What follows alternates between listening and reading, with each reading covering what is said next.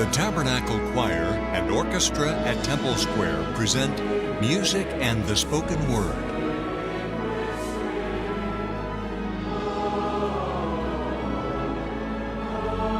Conducting today's program are Mac Wilberg and Ryan Murphy, with organist Brian Mathias, and the spoken word by Lloyd Newell.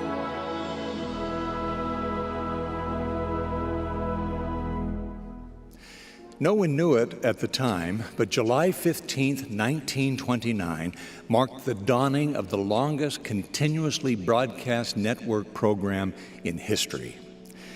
There are other things in this world that have lasted 90 years or longer, but it's rare in the world of broadcasting. Popular taste in television and radio programming seems to change so quickly, and yet some things transcend cultural trends.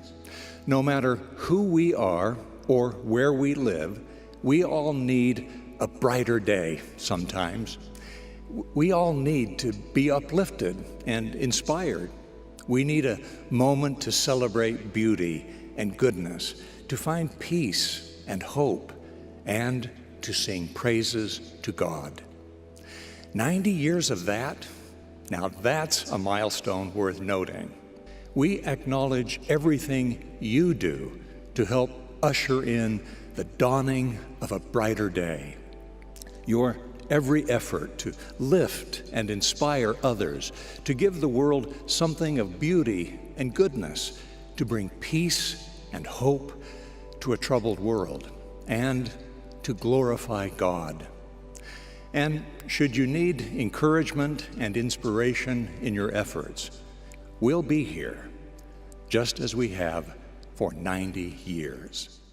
Lloyd Newell has written and delivered on television and radio, by my count, 1,752 digestible sermons and insights over 34, almost 35 years. I think this clearly qualifies Lloyd Newell as one of the most prolific and influential contributors of inspirational literature in the history of modern media. Most of the letters I've received from people over the years have been from people who are not of our faith, who love the choir and the broadcast, and this is their weekly inspirational spiritual uplift.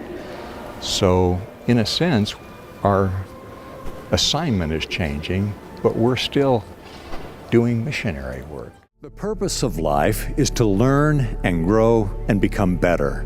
Surely heaven will be filled not with those who never made mistakes, but with those who recognized they were straying and made corrections to get back on course. And we have opportunities to do that throughout life.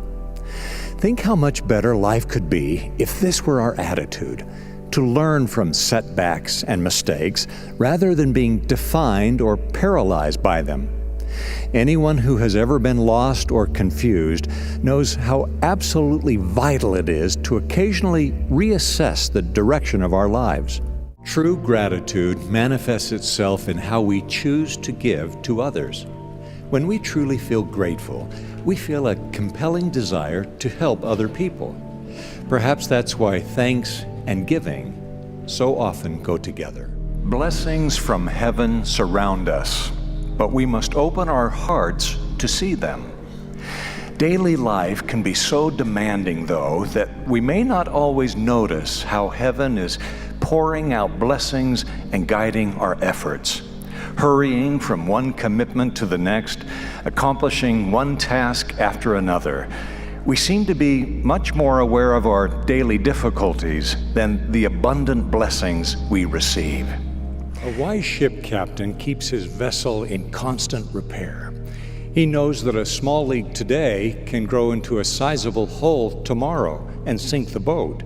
He would never postpone even a small fix because it could not only save a costly repair later, but could also save the very lives of his passengers. This seems logical and responsible when applied to leaky ships, but many of us don't take similar immediate action when small cracks appear in our relationships.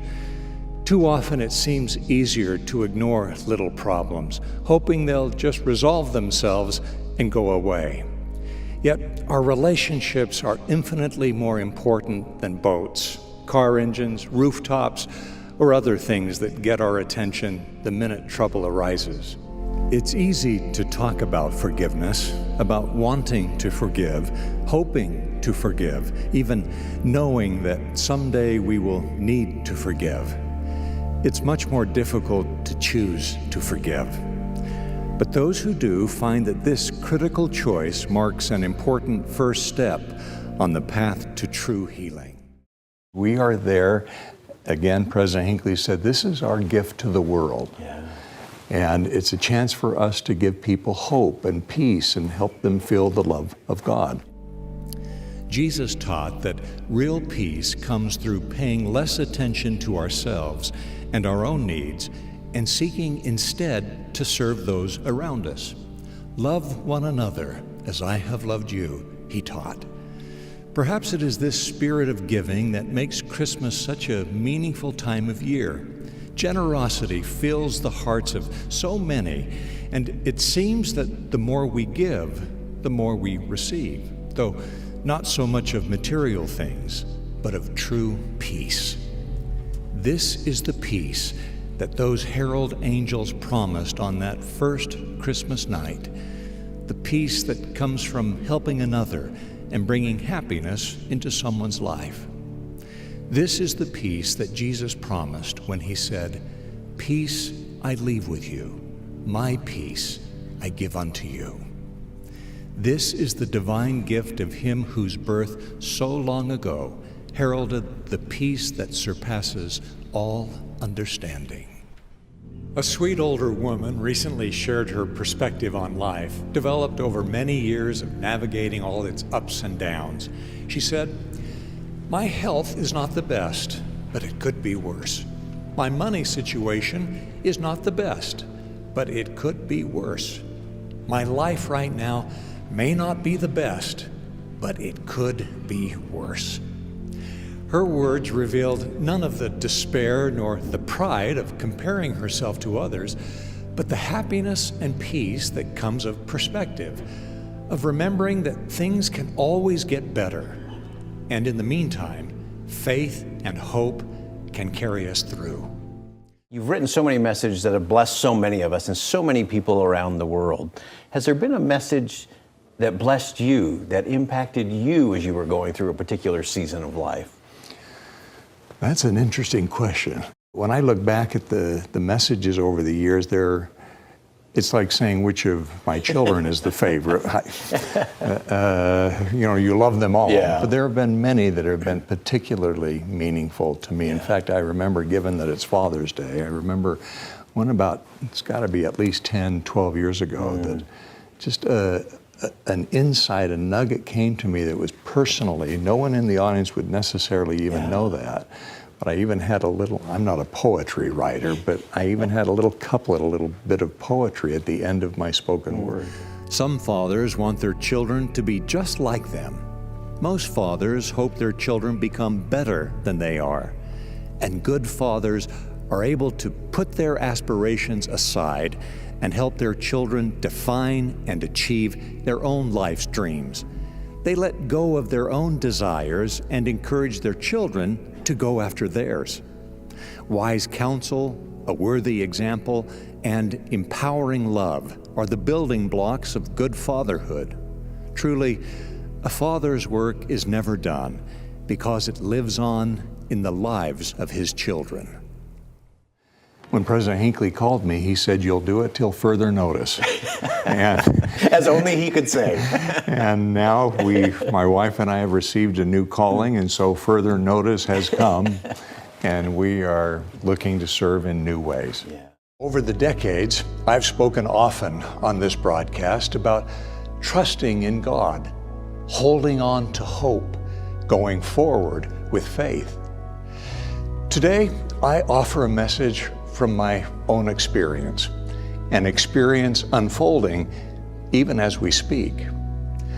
Starting next week, my wife and I will begin serving as missionaries for our church, the Church of Jesus Christ of Latter-day Saints. In that work, we will have the privilege of leading more than 200 volunteer missionaries from ages 18 to nearly 80. What a joy that will be. Obviously, that means change, trading the microphone for this name badge, which I will wear every day.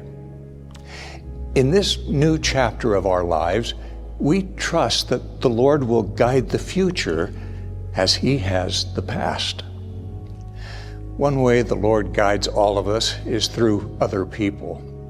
Over the years, I've compiled a long list of people to thank, too many to mention by name today. Even so, a few of them deserve special mention. My talented and supportive wife has been at my side every step of the way. And our 4 children have grown up with their father giving the spoken word. I simply could not have done this broadcast without my family's unfailing love and support. An emotional send-off to Lloyd Newell and his wife by the world-renowned Tabernacle Choir on Temple Square this morning. It has been such a blessing, such an honor and privilege, really a sacred trust that I feel that I've had all these years. To be associated with such great people, to sing the most beautiful music ever created, and to have the opportunity to rub shoulders with people that I love, both here in the choir and orchestra and also in our huge audience around the world. I care about each of these people that watch and listen each week. And I know that it will continue and continue to be wonderful and beautiful, and the choir will live on, the music will live on. And I'm so grateful that I could be a part of this marvelous organization. I wish you every blessing, best wishes, and every blessing. May God be with you this day and always.